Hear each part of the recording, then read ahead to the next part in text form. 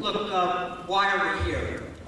We're here because I think every one of us believes that in about 17 months, there's going to be, obviously, a new president put his hand on the Bible and take the oath of office to uphold the Constitution of the United States.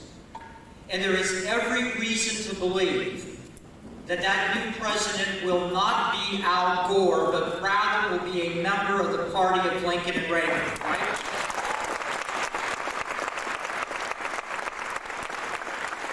In fact, I thought the other day that I really would like to make sure that all of us do whatever we can to guarantee that only Al Gore is going to have a Y2K problem. But you know, ladies and gentlemen, I don't want to be the skunk at the wedding, but I need to tell you that I believe it is not a sure thing. Now, I know that he's down in the polls. I know that we're feeling confident about how things could go. But there's no certainty in life or in politics.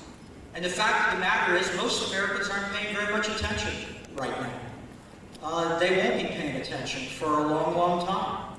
And it's going to be up to us not just to rely on some passing polls right now or to look at what a couple of front runners are doing on fundraising, because even at the end of the day, the money doesn't really settle this either. If money was the only thing that mattered, we'd be wrapping up Ross Perot's second term.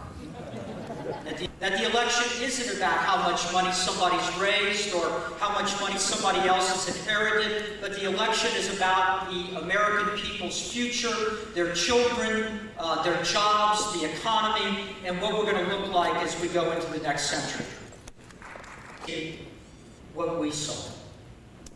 And I must say that I think it's a mistake for us to blame the American people. I think we got Bill Clinton and Al Gore in '92, and then we got him again in '96, because we failed to first time he began to see something in the Republican Party that he hadn't seen before. My father visited me in my West Wing office in the 80s, nearly 17 years later, and we reflected back on that day. And we talked about why it was that this guy, this at that time movie actor, was able to grab the hearts of the American people. And I believe the way he was able to do that is he knew what he believed. He was willing to say it. He didn't care what the polls said. Ronald Reagan gave that speech for the next 16 years. Well, he threw in some... Down in Sarpy County. How far should we go in supporting sovereign rights of Taiwan? Well, I think we have a commitment to Taiwan that extends over several decades and through a number of American presidents.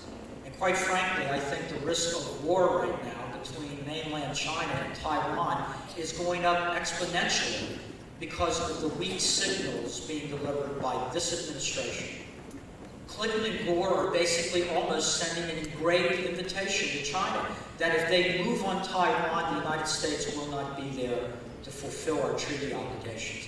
I've talked to Chinese dissidents in recent weeks who tell me that they're getting reports from mainland China of very disturbing troop movements. We've not been able to confirm that.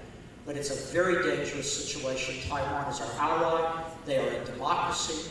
And the best way to avoid conflict is to do what Ronald Reagan did, is signal that we will stand with those that have stood with us. So as president, I believe we must stand. I would stand very strongly with Taiwan, and I believe the Republican Party should do so without any hedging.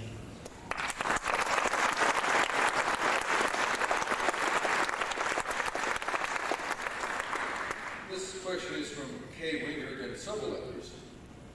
As president, would you rescind any of President Clinton's executive orders and end the practice of enlarging government by executive orders? You know, are you all concerned about this as I am? It's just incredible. First of all, the first day in, we are going to repeal the 6 he issued the first week of office that promote abortion and all sorts of other things and force the American people to pay for those things. Second of all, we're going to reinstitute an executive order, one of the few that he repealed. When I was Ronald Reagan's domestic policy advisor, we issued an executive order that required the Washington bureaucracy to weigh the impact on the American family of any new rule, regulation, or guideline that the bureaucracy came up with.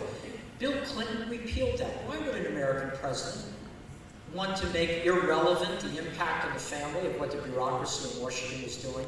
So we're going to reinstate the executive order I wrote for Ronald Reagan, and we are certainly going to repeal any executive order that runs the risk of threatening the liberties and the freedoms of the American people. That's not what the Founding Fathers intended.